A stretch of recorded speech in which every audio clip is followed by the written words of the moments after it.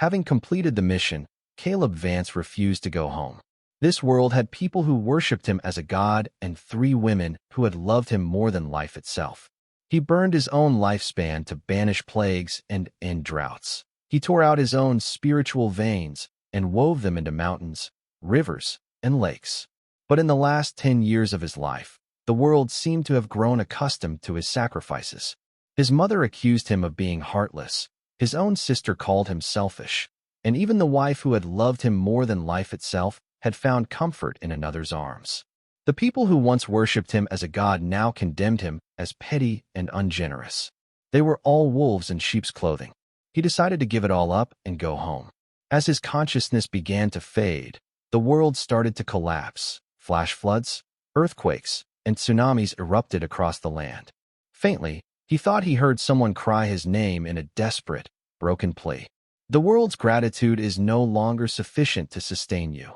The system's cold, mechanical voice echoed in his mind, just as he stumbled upon Eleonora and Julian Thorne in their secret embrace. She was the deepest, most cherished part of his existence in this world, and now that devotion had become a blade twisted in his gut. Host, you can exchange your accumulated grace for the passage home. Do you wish to proceed? After 10 years, he faced the choice once more. When he first arrived, the system had told him this world was on the brink of annihilation. Once he completed his mission and left, it would self-destruct. But when the time came to depart, he hesitated. He had a mother who doted on him, a sister who cherished him, and Eleonora who loved him with every fiber of her being. I want to stay. Host, you can exchange your accumulated grace for the passage home. Do you wish to proceed? 10 years ago, that was the choice he made. He offered the system a trade, his own life force in exchange for this world's continued peace and prosperity. If the people of this land are grateful for your sacrifice and honor you in their hearts, you can live on indefinitely. It was meant to be a perfect cycle. Their gratitude would sustain him, and in return, he would live to protect them. But the system had issued a chilling warning. Hearts are fickle. That gratitude will not last forever. Eventually, I would still die. The world would still end. He was young and naive then, thinking that day was a lifetime away, something to worry about after everyone had lived long, full lives and their hair had turned to silver. He never imagined. 10 years. That's all it took. The people no longer felt any gratitude. The wife who had sworn her undying love was now tangled in the arms of another man. The depths of human indifference were truly staggering. He threw open the heavy doors to the chamber, startling the 2 lovers locked in a tight embrace. Eleonora froze, her eyes wide with disbelief. Caleb, what are you doing here? She asked. Her robes were in disarray and a series of angry red marks marred the pale skin of her chest, evidence of the passion he had interrupted. Julian Thorne, however, calmly straightened his own clothes, a fleeting, triumphant smirk playing on his lips. Prince Consort, please calm yourself. This is all my fault. You mustn't blame Nora, he said. He looked at Eleonora with a gaze full of feigned sorrow, a deep, performative ache in his eyes. A flash of pity crossed Eleonora's face, and the guilt from being discovered vanished in an instant. It's not Julian's fault. Since you've already seen, there's no point in hiding it, she said. She stepped in front of Julian, her tone firm. I'm going to make Julian a prince consort. An unbearable agony seized his heart, and his eyes burned with unshed tears. 10 years ago, she had held his hand just like this, her voice ringing with conviction as she made her vow. You helped me become queen. You are my only husband. We will share this kingdom, you and I. She had named him the sole prince consort, swearing she would have no other as long as she lived. If she broke her promise, she'd said, may lightning strike her down. A vow that grand, that sacred, was now being cast aside so easily. And if I refuse, he finally managed to say, his voice trembling. If I tell you that if you are with him, I will die, and this world will be destroyed. Eleonora's expression hardened into disappointment. Caleb Vance, how long do you plan to threaten me with that excuse? She said coldly. Stop lying. I promise you, in my heart you will always be my husband. Julian only asked for the title, don't be so demanding. She had betrayed their vows, given her heart to another, and somehow he was the one being demanding. He stood frozen, a chill seeping deep into his bones. You promised me it would only ever be me. I stayed here for you.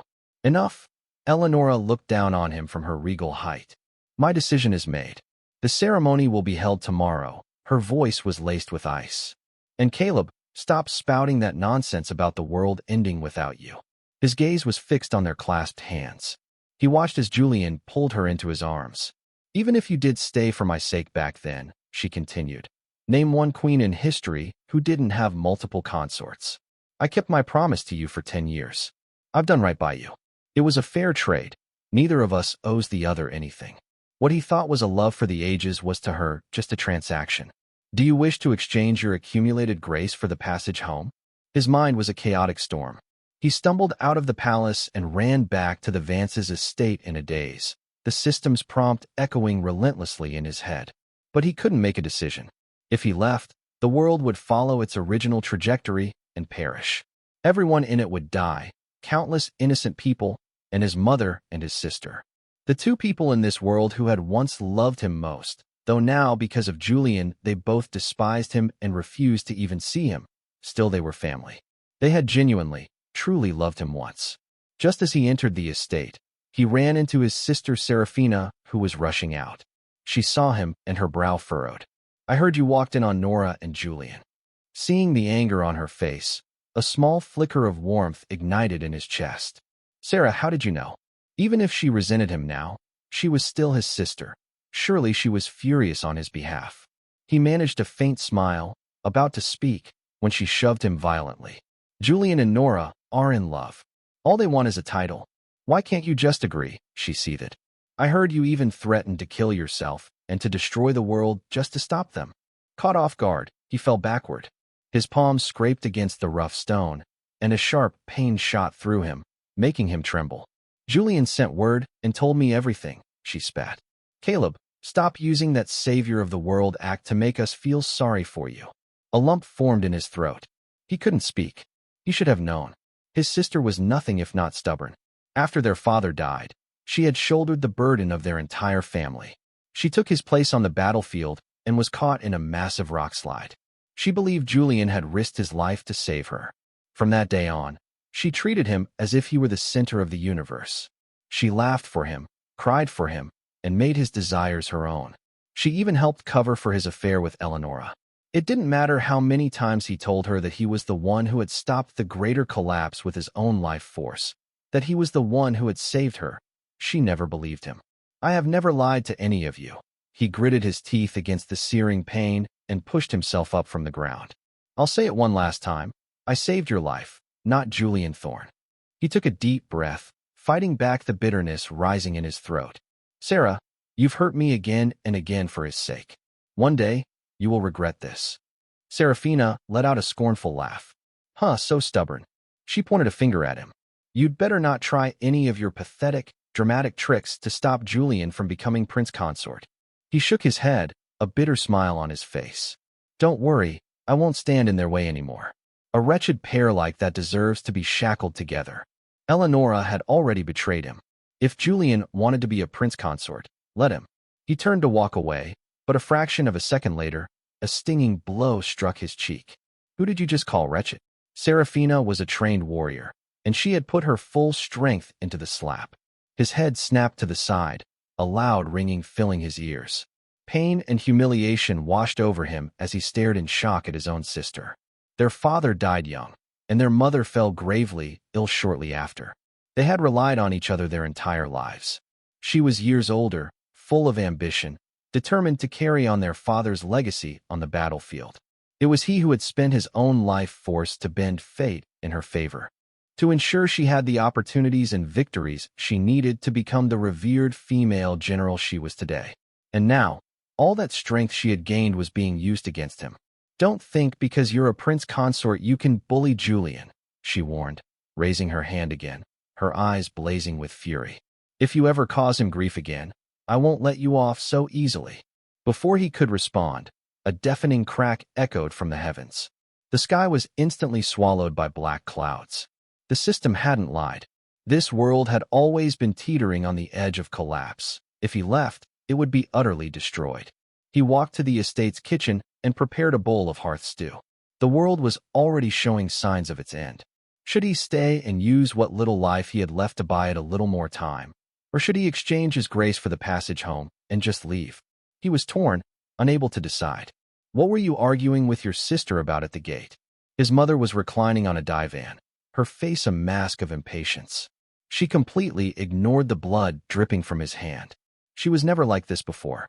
In the 25 years he had spent in this world, after his father's early death and her subsequent illness, she had never remarried, choosing instead to hold their family together. Caleb is still so young. If I marry again, what would become of him? He was the only male heir of the Vance family. If she remarried, she couldn't have taken him with her, and he would have been left alone. For his sake, his mother chose widowhood, a life of loneliness. He cherished that love. Every year on her birthday, he would cook her a bowl of hearth stew, and she would always eat every last bite with a beaming, grateful smile. That all changed when Julian Thorne appeared, the son of her one that got away, the boy with the same face as her lost first love. After that, his mother no longer cared for his hearth stew. The day Julian framed him for bullying him, his mother had lashed out, screaming without a shred of reason. "You're insolent and cruel. What else can be expected from a boy with no father to guide him?" It was the first time he had ever seen her so furious. She had smashed the stew he made for her and cursed his father who had died a hero for this kingdom. From that day on, it was as if Julian had taken his place.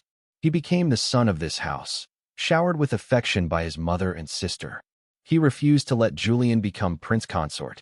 He even called him a wretched man, his sister announced as she strode into the study, shaking her head with a sneer.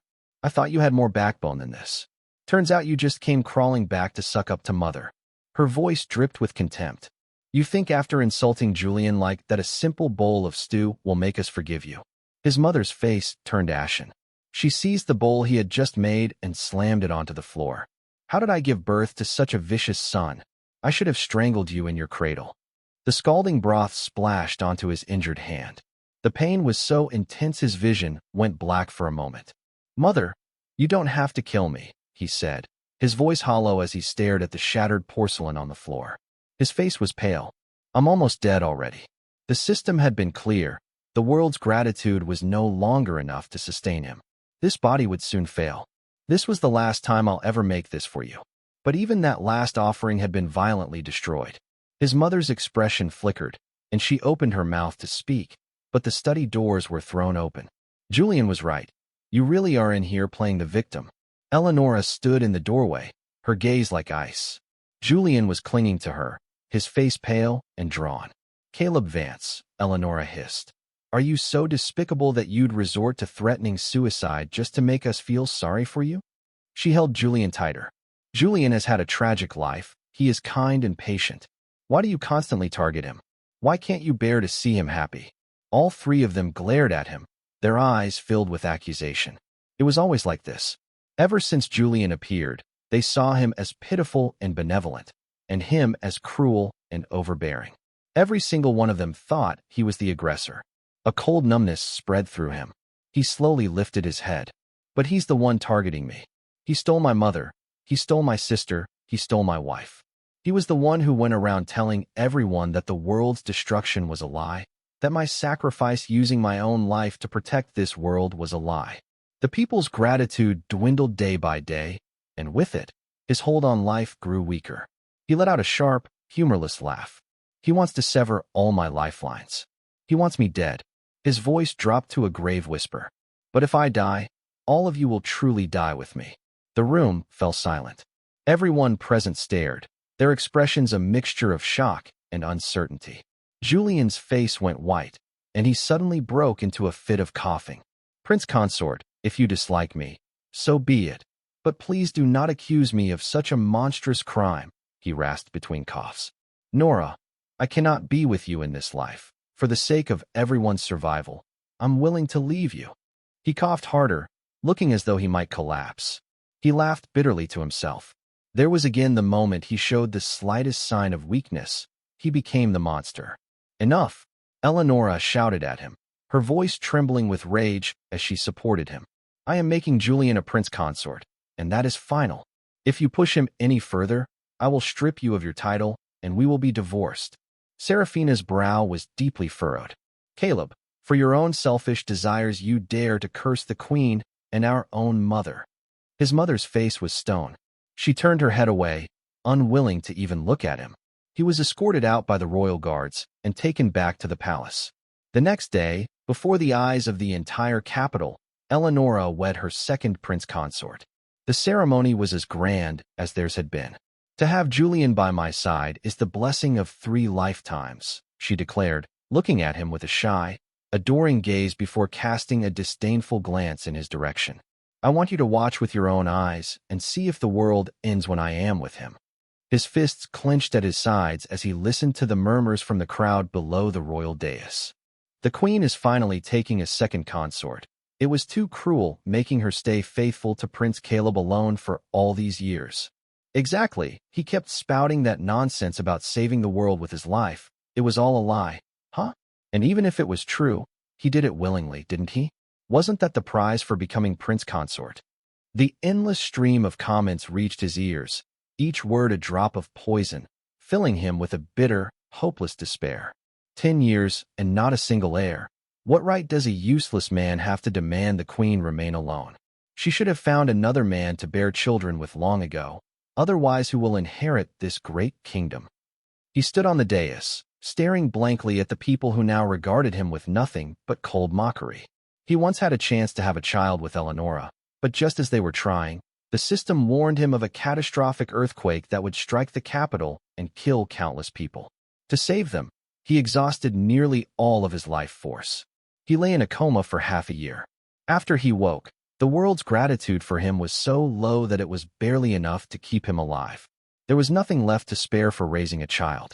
And now his childlessness had become their reason to scorn and attack him. In a daze, the system's words came back to him. Hearts are fickle, that gratitude will not last forever. How true it was.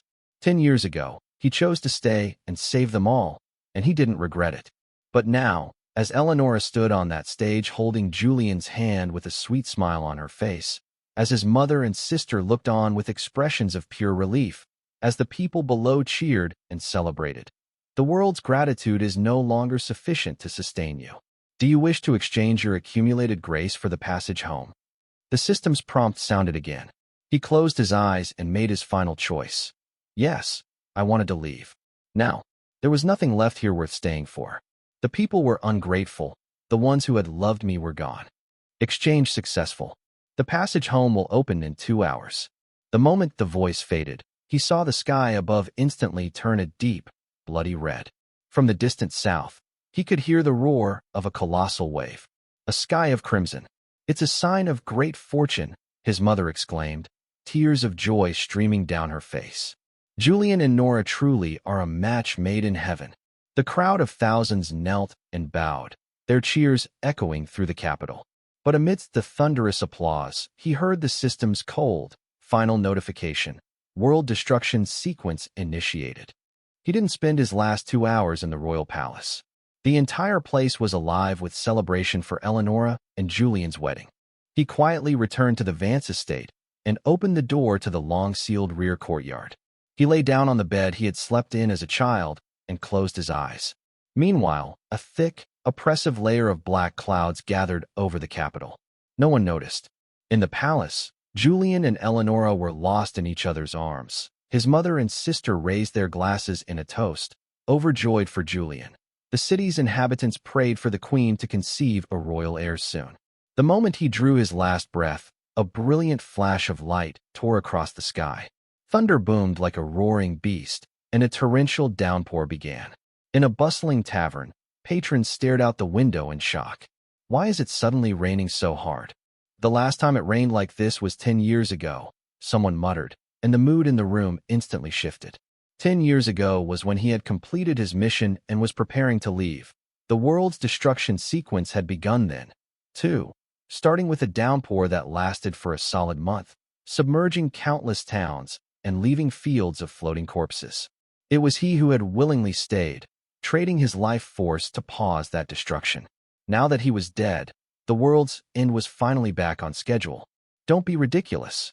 What are the chances of a once-in-a-century storm happening again after just 10 years? Yeah, impossible. He floated in the air, watching coldly as the rain grew heavier and water flooded the streets. By the third day, the water in the capital was thigh-deep. The once relaxed faces of the people were now etched with growing panic. Prince Caleb said. He said our world would be destroyed and that he saved us. This rain just won't stop. The crops are all flooded and our food reserves have been washed away. The streets were rivers filled with the floating bodies of drowned rats and other animals. But Prince Julian said Prince Caleb was lying, that the world wouldn't be destroyed. Then you make the rain stop. If you won't go, I will. The crowd, shoving and shouting, finally broke and ran into the deluge, kneeling before the palace gates and crying out his name. At that moment, Queen Eleonora was reveling in the hope of a new life. Just 3 days after her wedding to Julian, the royal physicians had confirmed she was with child. Do you think Prince Caleb will be unhappy that you're carrying this child? Julian asked, his hand on her belly, his eyes welling with tears. Will we try to harm my child? Eleonora's face hardened. He wouldn't dare, she snarled. He couldn't give me a child in 10 years. He almost left me barren. It's a mercy I haven't stripped him of his title already. Her voice was filled with venom. Don't you worry, he will accept this child. In fact, he'll serve me happily until it's born, and the moment it is, I will name our child the crown heir. Julian lowered his head, a triumphant smile spreading across his face. Before he could sow any more discord, a massive tremor shook the earth. The ground buckled and groaned. The solid walls of the palace twisted and warped before collapsing with a deafening roar. Eleonora, who had managed to scramble to safety, clung to Julian, her face as white as a sheet. The once pristine palace grounds were now a mangled ruin littered with the dead and dying. A surviving palace guard, his face streaked with blood and terror, ran towards them. Your Majesty, it's terrible. The palace is surrounded by citizens. They're all on their knees begging for an audience with Prince Caleb, he cried. They're pleading for Prince Caleb to come out and save them. The color drained from Eleonora's face. The people of the capital had waded through the raging floodwaters only to be met with a devastating earthquake. By the time Eleonora reached the palace gates, the scene before her was one of pure horror. Mothers clutched the bodies of their children, their screams tearing through the rain. Men and women with missing limbs stared blankly at the dead, their faces smeared with blood. Some were scrabbling at the rubble with their bare hands, digging for loved ones, their fingers raw and bleeding. The queen is here. Where's Prince Caleb? The moment they saw Eleonora, the crowd surged forward. Prince Caleb was telling the truth. Bring him out to save us. The rain continued to pour, washing over the rivers of blood on the ground. When Eleonora just stood there, stunned into silence, the mob went wild and stormed past her into the palace. Not in the throne hall. Not in the royal chambers. Prince Caleb isn't in the palace. Where else could he be? One person cried in panic.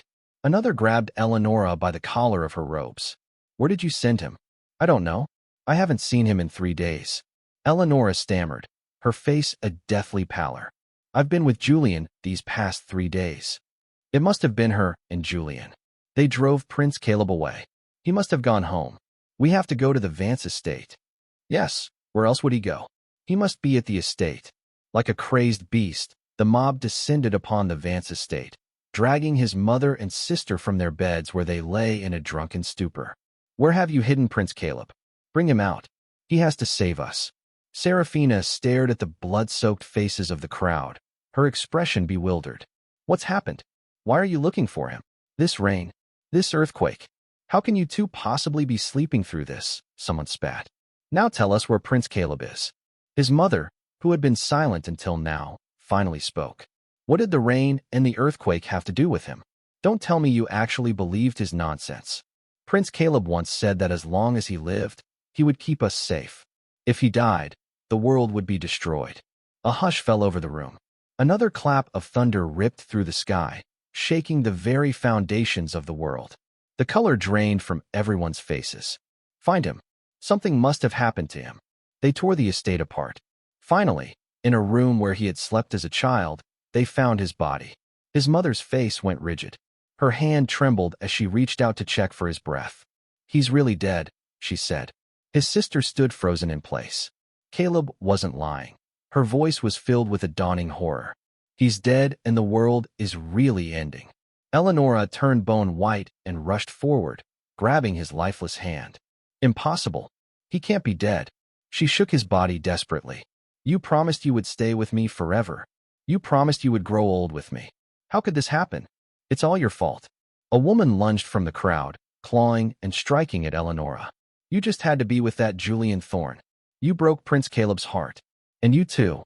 Others turned on his mother and sister, their fists and feet flying. We all heard. Ever since that Julian showed up, none of you treated Prince Caleb right. Eleonora staggered under the blows, muttering to herself. But he said that as long as people were grateful, he wouldn't die. So how could he be dead now? The attackers froze. A collective understanding seemed to pass through them as they stared at his corpse. Watching the farce unfold, the bitter resentment he had suppressed for so long finally overflowed. He could only shake his head and laugh. Before the disaster, no one cared, but in an avalanche, not a single snowflake is innocent. But we were just listening to what Julian Thorne said. Someone stammered. It was him. He said Prince Caleb was a liar. The crowd looked at each other, a new shared target solidifying in their minds. Yes, and he's the one who turned the Vance family against the prince. He seduced the queen and drove Prince Caleb to despair. With a furious roar, the mob turned and charged back toward the palace. Get the true culprit. We'll trade him to get Prince Caleb back. There is no limit to the madness of desperate people. Julian Thorne was sitting on the queen's throne, daydreaming about his future son being named crown heir. The next moment, he was violently dragged to the floor. The mob surrounded him, unleashing all their pent-up hatred, their terror of the world ending, their despair for the future, their grief for their dead loved ones. It all rained down on him in a torrent of violence. Julian shrieked in agony, begging for his life. Nora, save me. I'm the father of the child in your womb, he screamed. Godmother, save me for my father's sake. They're going to kill me. Sarah, I saved your life. You have to save me now. His sister stared down at him, her face dark. Did you really save my life? Or was it Caleb? She remembered all the things he tried to tell her, and her face contorted in pain. Caleb told me he spent his own life force to help me so many times. His mother, pale and shaken, looked at him with utter disappointment. You wanted to be a prince consort. We would have helped you. But why did you have to spread those rumors? Why did you turn everyone's hearts against him? Out of affection for his father and for the face he wore, his mother had been willing to grant him anything, but she never imagined he would. Caleb Vance was the cause of their doom. Insatiable greed, Eleonora whispered, her voice trembling with a chilling rage. Being a prince consort wasn't enough. He probably wanted Caleb dead so he and his son could take his place, could rule the world. She lunged forward, kicking Julian Thorne again and again. It was you. You killed Caleb. The rains in the capital had not stopped, and news of a catastrophic tsunami in the south had arrived. The death toll was unimaginable. People prayed to any god that would listen, their cries of despair echoing through the ruined city. Someone had an idea. They would sacrifice Julian Thorne to the heavens, and they would round up everyone who had ever shown Caleb Vance disrespect and force them to repent before his body. Prince Caleb is a divine being. If we appease his anger, he will surely forgive us and come back, they rationalized. They dragged the mangled, barely human form of Julian Thorne and tied him to a high platform. Suddenly, the rain stopped. The sun, a sight unseen for days, broke through the clouds. It's working. It's working. Burn him. The crowd roared, driven mad. Caleb Vance's mother and sister, Seraphina, were bound and thrown to the ground, spat upon by the very people who once revered them. Those who had mocked and ridiculed him now knelt, smashing their foreheads into the muddy earth, their faces a bloody pulp of regret. They turned on each other, hating, fighting, blaming, and soon the ground was littered with more bodies. Cries, screams, and curses filled the air. They'd all gone mad. Caleb Vance floated above it all, a silent spectator to the grotesque, hellish scene below. He wanted to scream, to rage, but all that came out was a sigh of resignation. As for Eleonora, she had lost all semblance of a queen. She sat to the side, cradling his body, her eyes vacant, staring into nothingness. It was as if the chaos around her didn't exist. Just days ago she was wrapped in Julian's arms, telling him their life together was nothing more than a trade. Now she sat by and watched as her people sacrificed him to the heavens, clutching his corpse as if she had lost her entire world. "Caleb, I was wrong. I was so wrong," she whispered, kissing his forehead, her face streaked with tears. "Please come back. I'll share my life with you from now on. I'll be faithful only to you. I don't want anyone else." A pang of sorrow shot through him. So she did remember. When he first completed his mission, he had told her everything. That he was from another world, and that this one was about to be destroyed. After hearing it all, the first thing she had said was, "Go quickly. If death is my destiny," she had told him then, "I want you to be safe." That fiery, all-consuming love in the face of annihilation was what made him stay. When she learned that he needed to consume his own life force to sustain the world, she had shrines built in his name across the kingdom. She made sure the story of his sacrifice was known to every man, woman, and child. The gratitude of the people became a constant stream of life-giving energy for him. "What happens if one day people are no longer grateful?" he had asked her during a quiet moment, their bodies intertwined. "I will always love you. I will always be grateful to you," she had vowed with absolute sincerity. "I will share my life with you." Those were the happiest days of his life. A queen devoted her kingdom to sustaining him, and a people worshipped him with true gratitude. But as time went on, the gratitude he felt from the world grew weaker and weaker. What hurt most was seeing Eleanora's eyes begin to wander, lingering on new, younger men at court. She started avoiding his touch, refusing to meet his gaze, complaining that their life had become dull and predictable. And then Julian Thorne appeared. She became secretive, evasive. She started carrying the scent of another man. When Caleb Vance, filled with a growing dread, told her that the flow of gratitude was diminishing and that he feared his life would run out, she had waved it off with an indifferent shrug. "It was all just a story, anyway. How much longer do you expect us to play this game with you?" He thought she had truly forgotten everything they had shared, but today he understood. She remembered all. Pretending to forget was just an excuse for her betrayal. "It's beginning," the system's voice intoned, its light glowing faintly as it observed the frenzied mob below. "Burn him." The fear of death had curdled into a murderous rage. The pyre beneath Julian Thorne erupted in flames, which climbed hungrily and engulfed him in an instant. In them, someone pointed, and the mob dragged Caleb Vance's mother and Seraphina into the fire. Their discordant, strangled screams tore through the air. The people of this world were all great sinners from other realms, the system said, its voice devoid of any emotion. They were destined to perish. When you stayed, you gave them a chance to survive. They did not cherish it. This is a self-inflicted doom. As it finished speaking, the sky itself was torn asunder.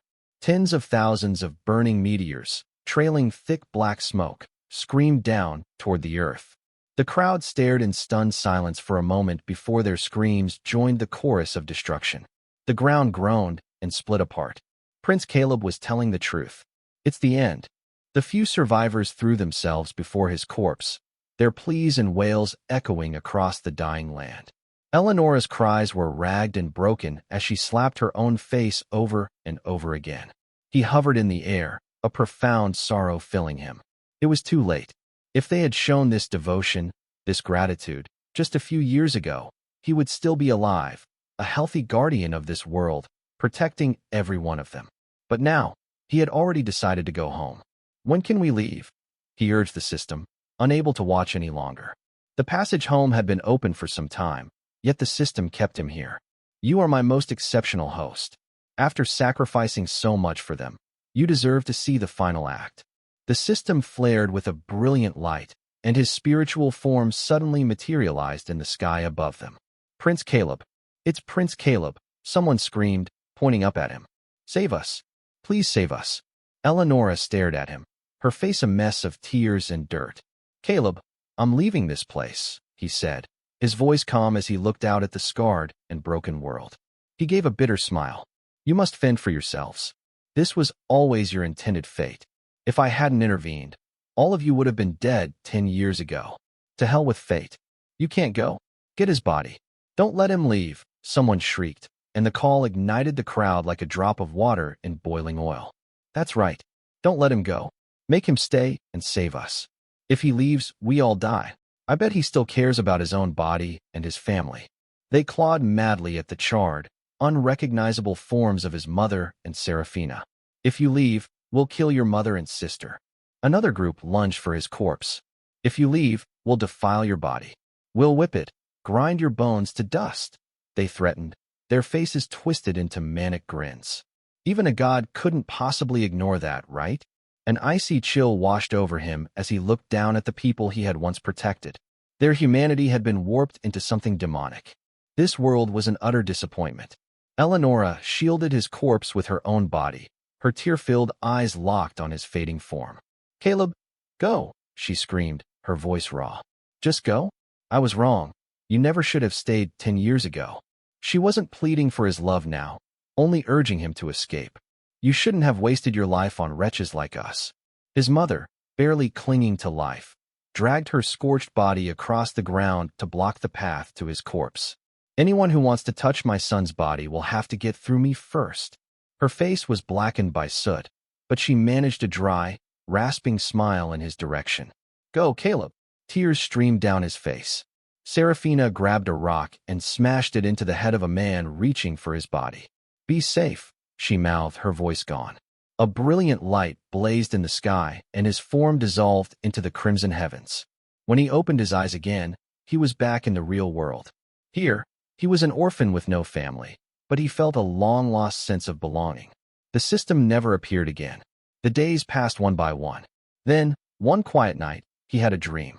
The world from his memories, once so beautiful, was now a colossal tomb. It was a desolate landscape of broken ruins and fields of corpses. The earth was a barren, cracked desert, and embers drifted on the wind like malevolent fireflies. The entire world smelled of burning grease. In a clearing, a mass of people were frozen in a crawling position, their faces locked in expressions of grotesque horror, all straining toward a single point. At the end of their desperate crawl, several figures were huddled together, their bodies arched high in a near unnatural posture. It was clear that even in death they had been protecting what lay beneath them.